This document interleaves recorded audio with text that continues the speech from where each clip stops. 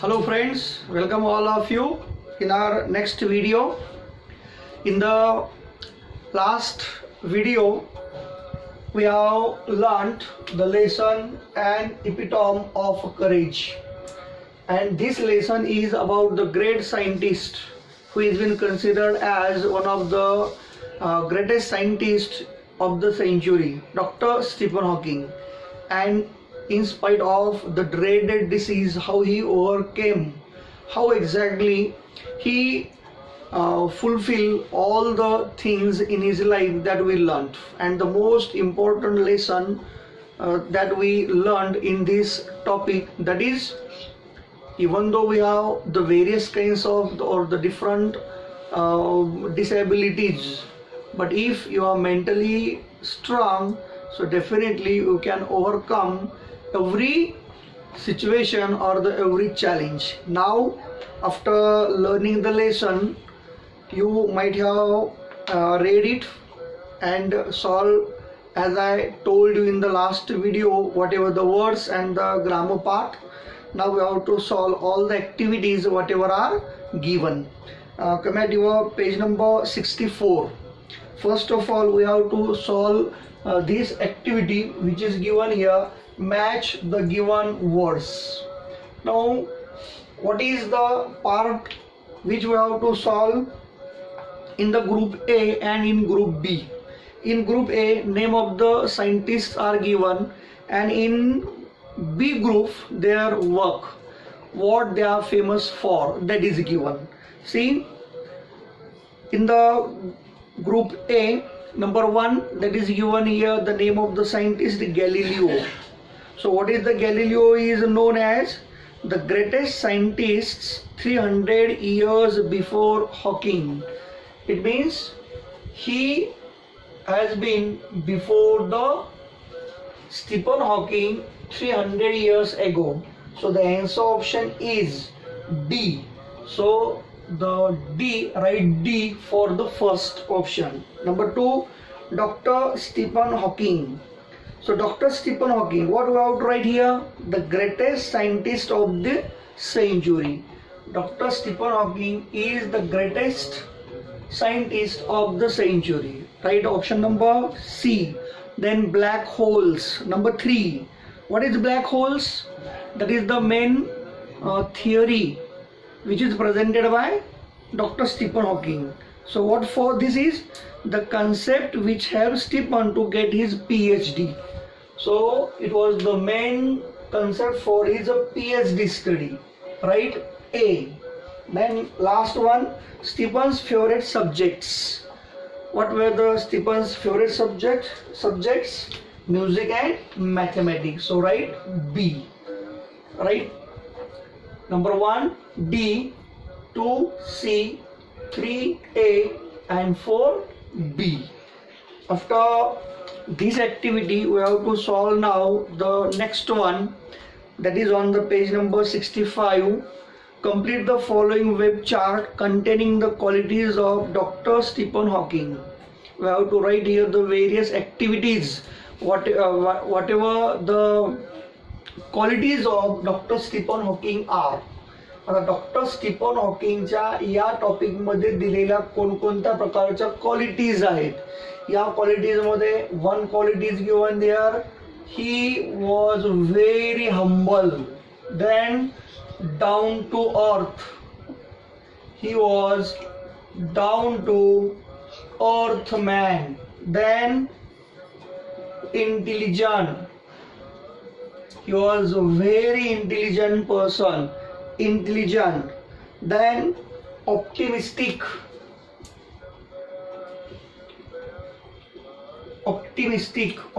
म्हणजे आशावादी, नेहमी पॉझिटिव्हली विचार करणारा. त्यानंतर जे टॉपिक मध्ये दिलेलं आहे करेज, त्याला आपण करेजियस असं लिहिलं तरी चालेल, करेजियस. त्यानंतर ऑलरेडी करेजियस हा एक पॉइंट जो आहे तो त्या ठिकाणी आपल्याला सॉल्व करून दिलेलाच आहे, म्हणजे इंटेलिजंट. त्यानंतर undaunted,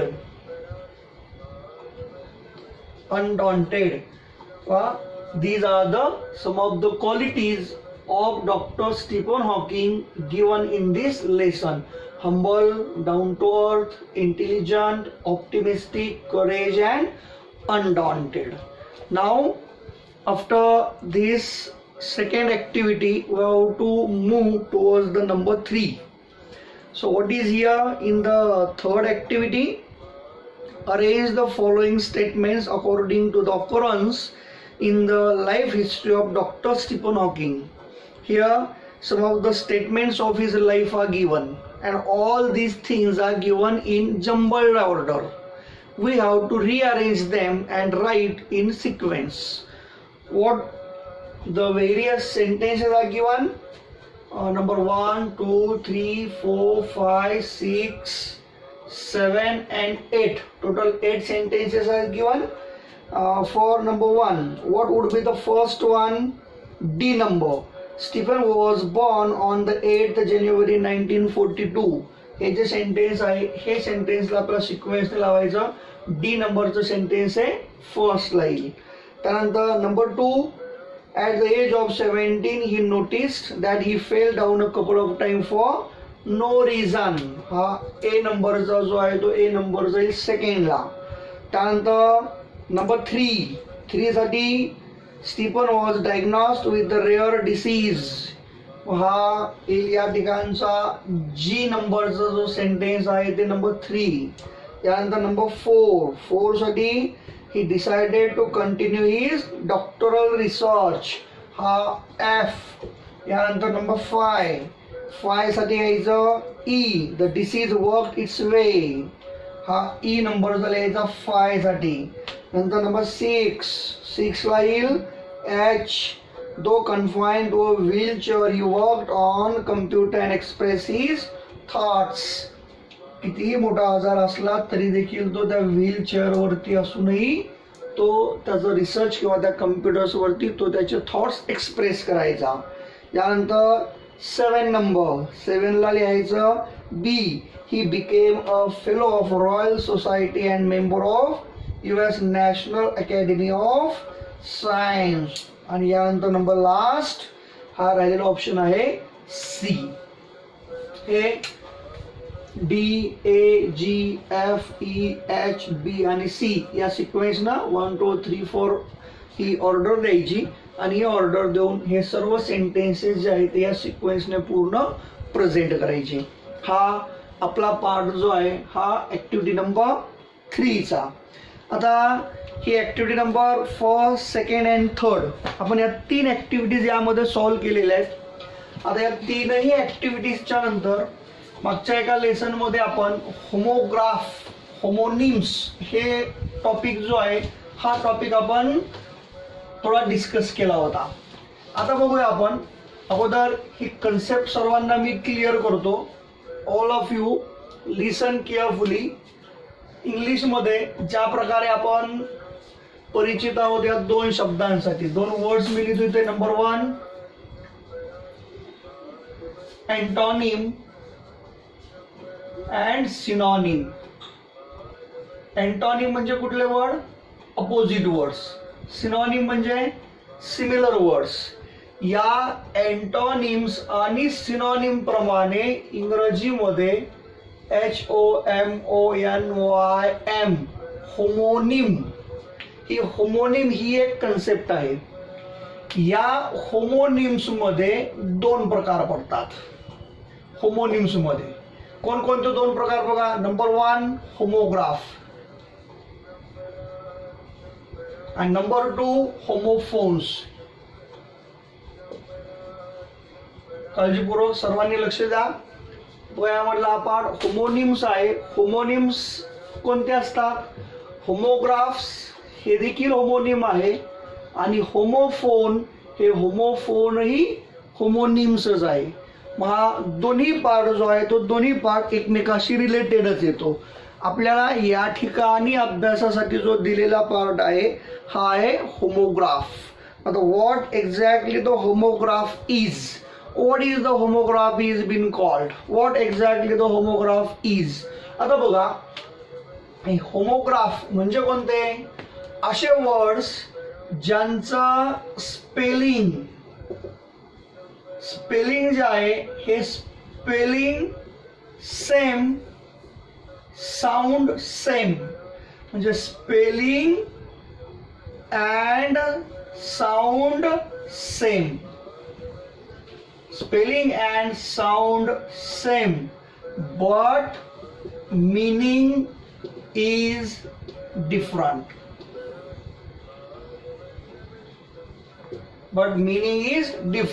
that is called as homograph. And what is the homophone? आता homophones कोणते असतात? असे वर्ड्स ज्याचा साऊंड हा सेम आहे, sound same but spelling and meaning is different. Please listen carefully and try to understand both the concepts. We have been asked here the homographs. And another one part is that also you have to read carefully and try to understand, that is homophone. Both the homophones and homographs. Now we'll clear with the examples. आता काय homophones कोणते असतात? एक word लिहितो या ठिकाणचा SEEC, आणखीन एक वर्ड लिहितो SHE शी. हे तीनही वर्ड जे आहेत या तीनही वर्डचा साऊंड सेम आहे. आणखीन एक वर्ड पहा SENT सेंट, SAINT सेंट. आणखीन एक एक्झाम्पल देतो WOULD उड, WOOD उड. आता हे तीन एक्झाम्पल्स पहा, उड आणि उड बोथ वर्ड साऊंड सेम, दोन्हीचाही उच्चार जो आहे तो सारखा आहे, but they are different in the spelling and meaning. या उडचं आणि या उडचं दोन्ही वर्ड्सचं स्पेलिंग वेगळं आहे, दोन्हीचंही मीनिंग वेगळं आहे. हे उड याला आपण म्हणतो लाकूड आणि हा उड हा झाला helping verb auxiliary. SENT sent आणि हाही सेंट, हा सेंट म्हणजे संत आणि हा सेंट जो आहे हा सेंट म्हणजे SENT सेंट याचा पास्ट पार्टिसिपल. SEEC म्हणजे पाहणे, SEAC म्हणजे काय झाला, हा झाला समुद्र आणि SHE शी. मग हे जे वर्ड्स असतात या वर्ड्सचे साऊंड सेम आहेत, म्हणजे उच्चार सेम आहेत. The words which sound same but different in the spelling and meaning, that is called as homophone. Now we'll move towards the homograph. The examples whatever given here we have to write. Homograph. आता homograph काय असतो बघा. homograph मध्ये काय, याच्यापेक्षा थोडंसं वेगळी concept आहे. काय वेगळी कन्सेप्ट? स्पेलिंग आणि साऊंड जे आहे या ठिकाणी साऊंड सेम होता, स्पेलिंग आणि मीनिंग डिफरंट होतं. इथे स्पेलिंग आणि साऊंड सेम आहे, मीनिंग डिफरंट आहे. आता स्पेलिंग आणि साऊंड कशा प्रकारचं बघा, व्यवस्थित समजून घ्यायचं आहे. WATCH वॉच आणि WATCH वॉच. आता बघा इकडे आय हॅव किंवा आय वॉच अ मूव्ही आणि आय हॅव अ वॉच. या दोनही सेंटेन्स मध्ये जो दिलेला वर्ड आहे तो आहे वॉच, WATCH. आता या वाक्यामध्ये हा जो वर्ड आहे वॉच हा होमोग्राफ आहे. होमोग्राफ कशामुळे? कारण या दोघांचं स्पेलिंग सेम आहे, साऊंड म्हणजे प्रोनाउन्सिएशन सेम आहे, मीनिंग डिफरंट आहे, वर्ड डिफरंट आहे. आता डिफरंट कसा बघा, हा watch I have a watch, इथे वॉचचा अर्थ होतो the gadget which shows the time, म्हणजे आपल्या हातामध्ये आपण जे घड्याळ वापरतो ते घड्याळ. आय हॅव ए वॉच म्हणजे माझ्याकडे एक घड्याळ आहे. आणि दुसरं वाक्य इथे बघा, I watch a movie, me picture पाहतो. इथे वॉचचा अर्थ होतो पाहणे, ऑब्झर्व. हा झाला वर्ब, म्हणजे हा वाक्यामध्ये वर्बचं काम करतो, हा वाक्यामध्ये इथे नाऊनचं काम करतोय. म्हणजे वाक्यामध्ये वेगवेगळे वर्ड जे आहेत ते वेगवेगळ्या पद्धतीनं हा वॉच आला. म्हणजे इथे हे वर्ड जे आहेत या अशा प्रकारच्या वर्ड्सला म्हटलं तर होमोग्राफ. आणि हे होमोफोन्स आणि होमोग्राफ या दोघांनाही होमोनिम्स म्हणून ओळखलं जातं. आता ही ऍक्टिव्हिटी जी आहे हे या प्रकारचे सर्वांनी मिनिमम 25 to 30 या प्रकारचे वर्ड जे आहेत ते कलेक्ट करा होमोफोन्सवरचे. आणि वेगवेगळे होमोफोन जे आहेत ते कशा प्रकारे वापरले जातात थोडंसं केअरफुली या प्रत्येक वर्डचा वापर कसा होतो तो लक्षात घ्यायचा. आता बघा होमोग्राफ जे आहे या होमोग्राफचा आपल्याला अभ्यास करायचा. इथे काही वेगवेगळे एक्झाम्पल जे आहेत ते एक्झाम्पल सर्व होमोग्राफवरती दिलेले आहे. या होमोग्राफमध्येच बघा आणखी एक एक्झाम्पल सांगतो या ठिकाणचं साऊंड SOUND. आता हा जो वर्ड आहे SOUND साऊंड या साऊंड मध्ये काय बघा आय हर्ड अ साऊंड म्हणजे मी एक आवाज ऐकला. आणि आणखीन एक दुसरं वाक्य बघा the sound body sound mind in the sound body. Sound mind in the sound body म्हणजे साऊंडचा मिनिंग जो आहे तो या वाक्यातला वेगळा आहे आणि या वाक्यामध्ये जो आहे तो या वाक्यामध्ये वेगळा आहे. आणखीन एक वर्ड देतो या ठिकाणचा लास्ट. आणि ही ऍक्टिव्हिटी जी आहे ही ऍक्टिव्हिटी जेव्हा तुम्ही सर्व कंप्लीट कराल किंवा याच्यावरचे जेव्हा एक्झाम्पल लिहाल एक्झाम्पल नोटबुकमध्ये कशा पद्धतीने लिहायचे एक एक्झाम्पल आता या ठिकाणचं मी लिहून दाखवतो कशा प्रकारे लिहायचं बघा.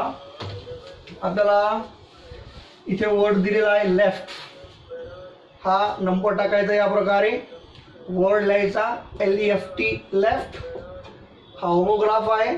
याचं एक्झाम्पल लिहित असताना या ठिकाणी एक्झाम्पल टाका A he left the class म्हणजे तो क्लासमधून बाहेर गेला. आणि नंबर 2 एक्झाम्पल लिहायचं लेफ्टचं I write with left hand. आता या ठिकाणी लेफ्ट वापरला या ठिकाणी लेफ्ट वापरला. अशा प्रकारे दोन्ही वर्ड्सला अंडरलाईन करायची. आणि नंतर ब्रॅकेटमध्ये काय करायचं बघा इथं लेफ्ट जो आहे लेफ्ट काय म्हणून यूज केलेला इथे ही लेफ्ट द क्लास म्हणजे हा आहे वाक्यामध्ये वापरलेला वर्ब. आणि या वाक्यामध्ये I write with left hand म्हणजे मी डाव्या हाताने लिहितो. म्हणजे इथं लेफ्टचा अर्थ काय झाला डावा हात म्हणजे हा झाला या ठिकाणी नाउन. अशा प्रकारे सेंटेन्सेस जे आहे हे सेंटेन्सेस मग लेफ्ट हा लेफ्ट आपण 2 एक्झाम्पल्स बनवले आणि एका वाक्यामध्ये तो वर्ब आहे एका वाक्यामध्ये तो नाउनचं काम करतो. हे एक एक्झाम्पल झालं. तुम्ही लिहित असताना सेम याच प्रकारे नंबर 2 जो आपल्याला इथे बुकमध्ये दिलेला आहे साऊंड या साऊंडवरचं दोन्ही एक्झाम्पल्स काय म्हणून काम करतायत. याच्यानंतर परत 3 जो आहे तो पुढचा याच्यामध्ये जो दिलेला आहे तो आहे माइंड किंवा स्पेस. बघा SPACE स्पेस. स्पेस म्हणजे जागा एक अर्थ होतो स्पेसचा आणि दुसरा होतो स्पेसशिप. आपण हे जे वापरतो अंतराळ या दोन्ही अर्थाने वापरला जातो. मग एक दोन्ही हे मिनिंगवाले सेंटेन्सेस लिहायचे. ब्रॅकेटमध्ये तो नाउन आहे की वर्ब आहे की ॲडजेक्टिव्ह आहे काय म्हणून काम करतो तो ब्रॅकेटमध्ये लिहायचं. म्हणजे या पद्धतीनं हे जे पूर्ण दिलेले वर्ड्स आहेत होमोग्राफरचे आपल्याला बुकमध्ये ऍक्टिव्हिटी म्हणून इथे दिलेले आहेत फक्त 5 वर्ड्स. या 5 शिवाय आणखी तुम्ही सर्वांनी या 5 मध्ये 10 वर्ड्स या पद्धतीचे ऍड करायचे आणि प्रत्येकावरचे 2-2 सेंटेन्सेस जसे सांगितले त्या प्रकारे पूर्ण हे सेंटेन्सेस प्रत्येक वर्डवरचे कंप्लीट करायचे. हा होमोग्राफचा पार्ट. आणि होमोफोन जे आहेत हे होमोफोन सांगितलेले आहेत. मिनिमम 30 होमोफोन जे आहेत इथे सेंटेन्स नाही लिहिले तरी चालतील पण 30 होमोफोन जे आहेत ते प्रत्येकाने व्यवस्थित हे कलेक्शन करायचं. आणि हे वर्ड्स कशा प्रकारे वापरले जातात इंग्लिशमध्ये यांचा वापर कशा प्रकारे होतो किंवा हे आपण सेंटेन्सेसमध्ये कशा पद्धतीने आपण यूज करतो हा प्रत्येक पार्ट केअरफुली समजून घ्यायचा. कारण जेव्हा आपण रायटिंग स्किलमध्ये कुठल्याही प्रकारचा क्वेश्चन लिहितो maybe a letter writing maybe report or any kind of another question, so you must have enough vocabulary to present your writing. Without vocabulary, without sentences, without your efforts or without practice you can't write a single sentence. तेव्हा कितीही जरी आपल्याला कंटाळा आला, कितीही जरी आपण फक्त ऐकून घेतलं, नुसतं आपलं येतं म्हणून आपण जर कन्सिडर जर केलं तर ऐन वेळेला आपल्याला लिखाण करत असताना अडचणी 100% येणारच आहे. तेव्हा आता सध्या तुम्हाला सेंटेन्सेस दिलेले आहेत, हे सेंटेन्सेस दिलेत. मग आता हे सर्व वेगळे वर्ड जे आहेत ते कलेक्ट करायचे आणि वर्ड्स कलेक्ट करून प्रत्येकाने याच्यावरती सेंटेन्सेस बनवायचेच. मग बनवले तर आपल्याला सेंटेन्स येतं की नाही येत हे आपल्याही लक्षामध्ये येईल आणि नंतर याचा वापर रायटिंग स्किलमध्ये कशा प्रकारे करायचा किंवा हे आपल्याला रायटिंगमध्ये कशा पद्धतीने वापरायचे याच्यावरती आपल्याला थोडंसं व्यवस्थितपणे प्रत्येक पार्ट जो आहे तो हा चांगल्या प्रकारे सॉल्व्ह करता येईल. तेव्हा ही ॲक्टिव्हिटी जी आहे ही ॲक्टिव्हिटी आपल्याला या ठिकाणी दिलेली आहे, ही 4 नंबरची ॲक्टिव्हिटी. त्यानंतर एक ॲक्टिव्हिटी दिलेली आहे या पुढची, ही देखील व्होकॅब्युलरीशी रिलेटेड ॲक्टिव्हिटीचा पार्ट आहे. ही ॲक्टिव्हिटी आहे नंबर 5. या नंबर 5 मध्ये बघा ही एक ॲक्टिव्हिटी आपण कंप्लीट करूया. या नंबर 5 मध्ये काय दिलेले, फ्रेजेस दिलेले. आणि dear friends, always put in your mind, if you want to develop your English, if you want to make your English more effective, your writing effective, so there must be the use of phrases in your writing. आपल्या लिखाणामध्ये फ्रेजेसचा वापर असलाच पाहिजे. जर तुमच्या लिखाणामध्ये फ्रेजेसचा वापर नसेल तर आपलं रायटिंग इफेक्टिव्हली होणार नाही. मग रायटिंग इफेक्टिव्ह करायचे, फ्रेजेस वाक्यांमध्ये वापरायच्याच. आता कशा पद्धतीने वापरायचे बघा, इथे तुम्हाला एक ॲक्टिव्हिटी आता अशा प्रकारची विचारलेली आहे. Use the following word of phrases in your on sentences. इथे दिलं क्विक ऑफ फेट, त्यानंतर कन्फाईन टू, नंतर एक्झॅक्झरेशन, त्यानंतर ॲन इपिटॉम ऑफ, त्यानंतर आहे मिलेनियम. 5 वर्ड्स दिलेले आहेत. आणखी 2 वर्ड्स मी याच टॉपिकमध्ये त्यामध्ये ॲड करतो. फिट ऑफ फ्रेंझी हा एक वर्ड घ्यायचा त्यामध्ये, फिट ऑफ फ्रेंझी. आणि यानंतरचा a bolt from the blue, a bolt from the blue, हे आणखी 2 त्यामध्ये ॲड करा. आणि या प्रकारच्या फ्रेजेस ज्या आहेत या फ्रेजेस प्रत्येक टॉपिक वाईज फ्रेजेस काढा आणि त्या फ्रेजेसचा मिनिंग आणि त्याचे एक्झाम्पल्स. आता एक्झाम्पल लिहित असताना असं कुणी करू नका की टॉपिकमध्ये फिट ऑफ फ्रेंझी कोणतं सेंटेन्स आलं ते सेंटेन्स तसंला तसं लिहायचं नाही. याच्या मिनिंगनुसार तुम्ही याचे 2, 3, 4, 5 मॅक्झिमम जेवढे तुम्हाला सेंटेन्सेस प्रॉपरली बनवता येतील, जेवढा तुम्हाला याचा अधिकाधिक वापर सेंटेन्सेसमध्ये करता येईल, हे सर्व सेंटेन्सेस व्यवस्थितपणे बनवायचा प्रयत्न करा. आणि हे सर्व सेंटेन्सेस बनवून या फ्रेजेसचा पार्ट जो आहे तो पूर्णपणे कलेक्ट करा. याच्यानंतर आपला राहिलेला ॲक्टिव्हिटीजचा पार्ट जो आहे, या पुढील ॲक्टिव्हिटीज ज्या आहेत या पुढील ॲक्टिव्हिटीज या नंतरच्या पुढच्या पार्टमध्ये आपण बघूया. Okay, thank you.